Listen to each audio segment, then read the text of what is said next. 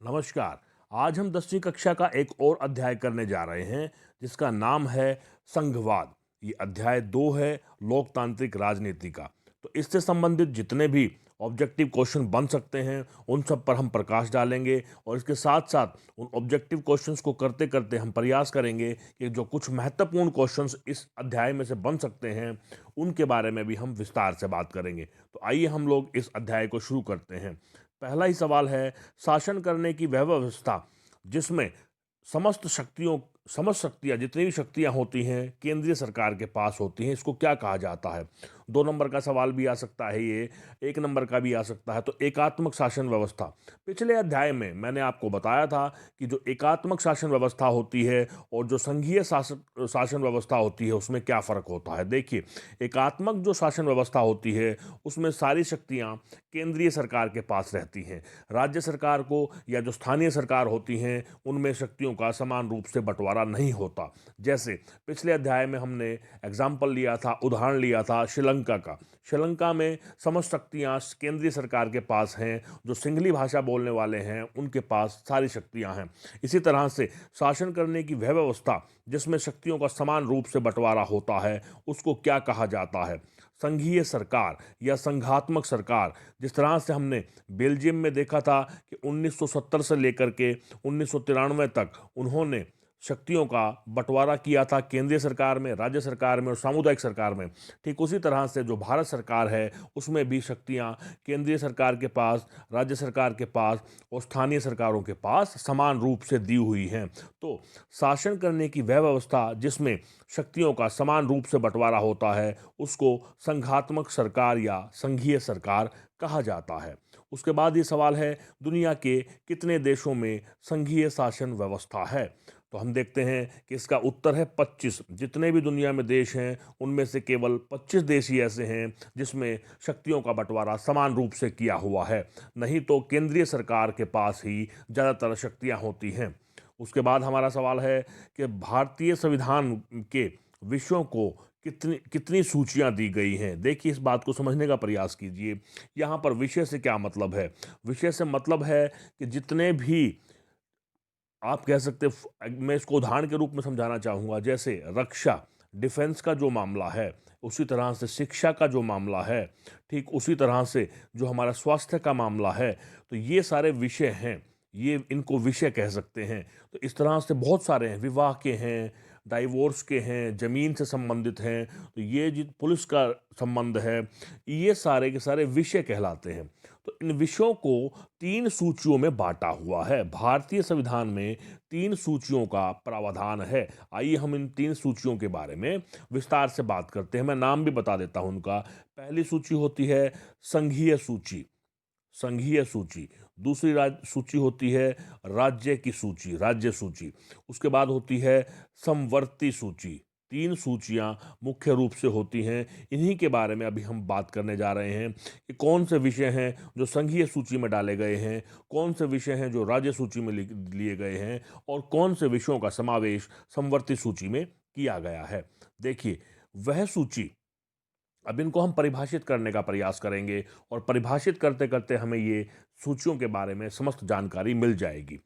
विषयों की वह सूची जिस पर केंद्रीय सरकार, केवल और केवल केंद्रीय सरकार निर्णय ले सकती है या कानून बना सकती है, उसको क्या कहा जाता है? तो ये संघीय सूची होती है जिसमें करीबन 97 विषय होते हैं।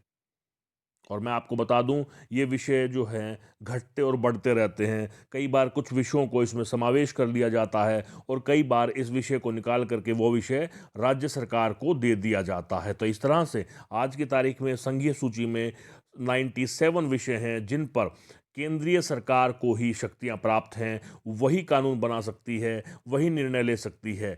उदाहरण के तौर पर मैं आपको बता दूं, जो हमारी बुक में दिए हुए हैं, हालांकि है तो 97 विषय, लेकिन जो प्रतिरक्षा, जो डिफेंस का है, जो विदेशी मामले हैं या जो मुद्रा करेंसी का मामला है, ये 3 जो बताए गए हैं ये सारे संघीय सूची में हैं। इन विषयों पर केवल और केवल केंद्रीय सरकार निर्णय ले सकती है। इसके अलावा राज्य सरकार को हस्तक्षेप करने का कोई अधिकार नहीं होता। तो यहाँ से क्लियर होता है कि विषयों की वह सूची जिस पर केवल केंद्रीय सरकार निर्णय ले सकती है, कानून बना सकती है, वो होती है संघीय सूची। तो ये 3 हमें यहाँ पर याद रखने हैं, क्योंकि बुक में हमारे 3 ही दिए हुए हैं। हालाँकि ये विषयों के जो जो नंबर है वो 97 है। तो प्रतिरक्षा का, डिफेंस का मामला, जो फॉरेन अफेयर्स का विदेशी मामला होता है, और जो मुद्रा होता है, वो संघीय सूची के अंतर्गत आता है। उसके बाद है विषयों की वह सूची जिस पर केवल राज्य सरकार निर्णय ले सकती है या कानून बना सकती है, उसको राज्य सूची कहा जाता है। ये वो सूची है जिस पर सभी तरह की जो अधिकार होते हैं, शक्तियां होती हैं, वो राज्य सरकार के पास होती हैं, और केंद्रीय सरकार को हस्तक्षेप करने की अनुमति नहीं होती है। देखिए, राज्य सूची जिसमें 67 विषय हैं। कौन से विषय हैं, किस तरह के विषय हैं? हालाँकि है तो ये 67, मैंने पहले भी बताया था कि ये जो नंबर है ये घटता-बढ़ता रहता है। कई बार इन विषयों में से कुछ विषय समवर्ती सूची में जा सकते हैं, या फिर केंद्रीय सरकार जो है किसी विषय को संघीय सूची में डाल सकती है। लेकिन आज जो है ये 67 जो विषय हैं वो राज्य सूची के अंदर आते हैं। इनमें से जो कुछ मुख्य हैं वो मैंने यहाँ पर लिखे हैं, जिसमें नाम है पुलिस का। पुलिस का निर्णय जो लॉ एंड ऑर्डर का होता है, वो सारा सारा का सारा जो अधिकार क्षेत्र होता है वो राज्य सरकार का होता है। स्थानीय शासन, सिंचाई और ये कृषि, ये सारे के सारे विषय जो हैं राज्य सूची के अंदर आते हैं। आगे चलते हैं। तीसरा सवाल है विषय की वह सूची जिस पर केंद्रीय सरकार व राज्य सरकार दोनों ही निर्णय ले सकती हैं या कानून बना सकती हैं, उस सूची को क्या कहा जाता है? तो ये सूची है समवर्ती सूची, जिसमें 47 विषय हैं।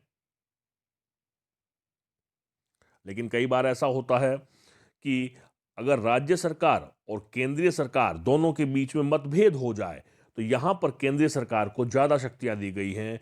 तो किस सरकार के पास कानून बनाने का अधिकार होता है, या उस विषय पर किस सरकार की चलेगी, केंद्रीय सरकार की या राज्य सरकार की? जब दोनों सरकारों के बीच में किसी बात को लेकर के डिस्प्यूट हो जाता है, झगड़ा हो जाता है, तो उस स्थिति में जो शक्तियाँ होती हैं वो केंद्रीय सरकार के पास होती हैं, और जो केंद्रीय सरकार कहेगी उस विषय पर वही माना जाएगा। तो ये है समवर्ती सूची, जिसमें करीबन 47 विषय हैं।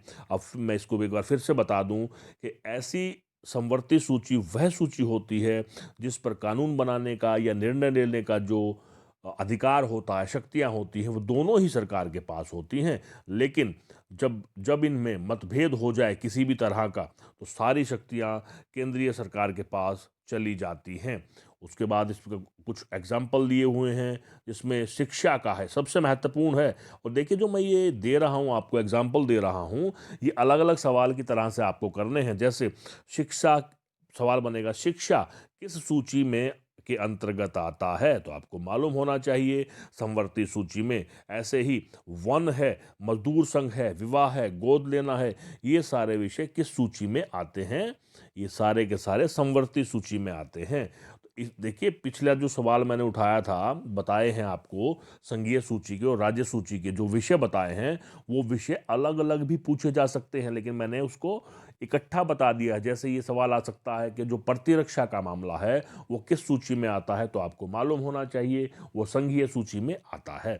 इसके बाद है वह विषय जो इन तीनों ही सूचियों के अंतर्गत नहीं आते, उनको क्या कहा जाता है? देखिए, जैसे जैसे समय बदल रहा है, वैसे वैसे बहुत सारे विषय निकल कर के आ रहे हैं। जैसे मान लेते हैं कंप्यूटर का विषय है, जब संविधान को बनाया गया था उस समय कंप्यूटर्स नहीं थे, तो उस विषय को किन लिस्ट में डाला जाएगा, उसको अवशिष्ट विषय कहेंगे।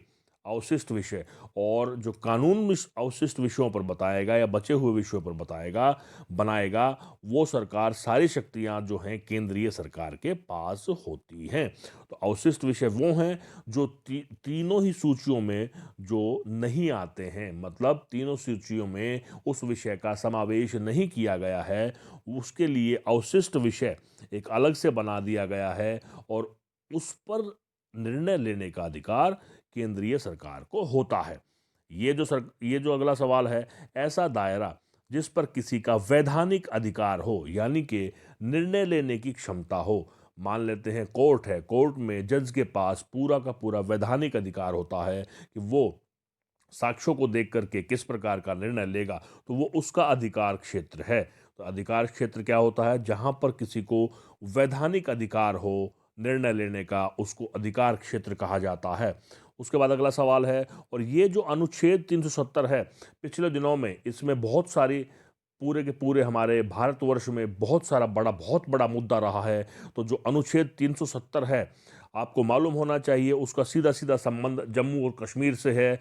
आज वो अनुच्छेद 370 जो है जम्मू कश्मीर से हटा दिया गया है और जम्मू कश्मीर एक राज्य से 2 केंद्र शासित प्रदेशों में बदल गया है।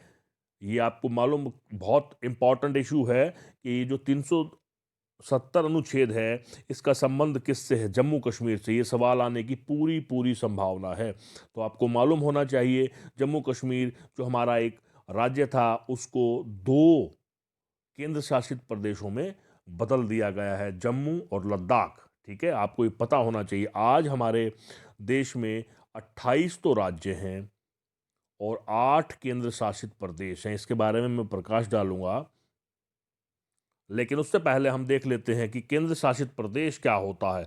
ये छोटे आकार के प्रदेश होते हैं और सारी जो शक्तियां होती हैं वो केंद्रीय सरकार के पास होती हैं। केंद्र शासित प्रदेश आज की तारीख में हमारे 8 केंद्र शासित प्रदेश हैं। यहाँ पर ये बताना जरूरी हो जाता है। देखिए, पहले जब जम्मू कश्मीर को उसके धारा 370 नहीं हटाई थी, उस समय तक हमारे पास 28 राज्य थे और 7 केंद्र शासित प्रदेश थे। अब क्या किया गया कि एक राज्य को हटा दिया गया। ठीक है, 29 राज्य, तेलंगाना बनने के बाद 29 राज्य हो गए थे और 7 केंद्र शासित प्रदेश थे। उसके बाद क्या हुआ कि जम्मू कश्मीर को हटाया तो 28 राज्य रह गए, लेकिन दमन एंड दीव और दादर नगर हवेली को एक कर दिया। यानी कि जो 7 थे उससे 6 हो गए और 2 जम्मू कश्मीर के बने 8 हो गए। देखिए, इसमें कन्फ्यूज होने की बात नहीं है। 29 राज्य थे और 7 केंद्र शासित प्रदेश थे। जम्मू एंड कश्मीर से राज्य का दर्जा ले लिया गया तो यहाँ पर एक हटा दिया गया, यानी ये 28 राज्य रह गए और जम्मू कश्मीर को 2 केंद्र शासित प्रदेशों में बदल दिया गया तो ये 9 राज्य हो गए। लेकिन फिर क्या हुआ कि दमन एंड दीव और दादर नगर हवेली को दोनों को इकट्ठा ही एक केंद्र शासित प्रदेश कर दिया गया। इस तरह से 8 केंद्र शासित प्रदेश हो गए। तो आज की तारीख में 28 राज्य और 8 केंद्र शासित प्रदेश हैं। आगे चलते हैं कि संविधान में शक्तियों के बंटवारे। देखिए, शक्तियों का बंटवारा हो रखा है, विषय है, लेकिन अगर उसमें कुछ परिवर्तन करना है तो राज्यसभा और लोकसभा दोनों सदनों की 2/3 सदस्यों की मंजूरी आवश्यक होती है। ये इंपॉर्टेंट सवाल है। शक्तियों के बंटवारे में अगर कोई मतभेद है तो उसका समाधान कौन करवाता है? न्यायालय करवाता है। उसके बाद भारत में कितने राज्य और कितने केंद्र शासित प्रदेश हैं? मैंने अभी आपको बताया कि 28 राज्य हैं और 8 केंद्र शासित प्रदेश हैं। फिर है, भारतीय संविधान में कितनी भाषाओं को अनुसूचित किया गया है? हमारे देश में 2000 से ज़्यादा भाषाएं बोली जाती हैं, लेकिन संविधान में केवल 22 भाषाओं को मान्यता मिली है। तो संविधान के अंदर कितनी भाषाओं को अनुसूचित किया गया है? 22 को। भारत की राजभाषा किस भाषा को माना जाता है? हिंदी को। और जो ये 22 भाषाएं हैं, इसको कौन सी अनुसूची में डाला गया है? 8वीं अनुसूची में। ये बहुत इंपॉर्टेंट सवाल हैं दो। 22 भाषाओं को मान्यता मिली है और 8वीं अनुसूची में इसको डाला गया है। हिंदी भाषा बोलने वालों की संख्या का प्रतिशत कितना है? हमारे देश में बहुत सारे लोग हिंदी बोलते हैं। अच्छा, आपकी बुक में कुछ भी दिया हो सकता है, लेकिन जो 2011 में जो जनगणना हुई थी उनके अनुसार 43.63% जो है हिंदी भाषा बोलने वाले हैं। अगला सवाल है कि राज्य पुनर्गठन आयोग की रिपोर्ट को किस वर्ष लागू किया गया? हमारे देश में एक आयोग बनाया गया था जिसको राज्य पुनर्गठन आयोग कहा गया था। उसने अपनी रिपोर्ट दी थी, उसको बताना था। आज भी वो कार्य करता है कि किस प्रदेश को राज्य का दर्जा दिया जाएगा, किस राज्य को बड़ा होने की वजह से 2 भागों में बांटा जाएगा, उनका नामांकन क्या किया जाएगा, सीमांक कैसे डिसाइड की जाएंगी। तो वो ये सारे काम राज्य पुनर्गठन आयोग करता है। इसकी जो रिपोर्ट है उसको 1 नवंबर 1956 को लागू किया था। बहुत महत्वपूर्ण सवाल है ये, आपको आना चाहिए। तेलंगाना किस वर्ष भारत का नया राज्य बना? तो 2014 में आंध्र प्रदेश को 2 हिस्सों में बांट दिया गया, आंध्र प्रदेश और तेलंगाना। ये आपको पता होना चाहिए। उसके बाद हम अगली बार अगला अध्याय लेंगे। अगर आपको ये जब ठीक ठाक समझ में आया है तो आप इसको सब्सक्राइब कर सकते हैं और बेल आइकन को प्रेस कर लें, ताकि जो अगला अध्याय है जब मैं उसको डालूं, उसको बनाऊं, तो आपके पास तुरंत मैसेज आ जाए। तब तक के लिए नमस्कार, जय हिंद, जय भारत।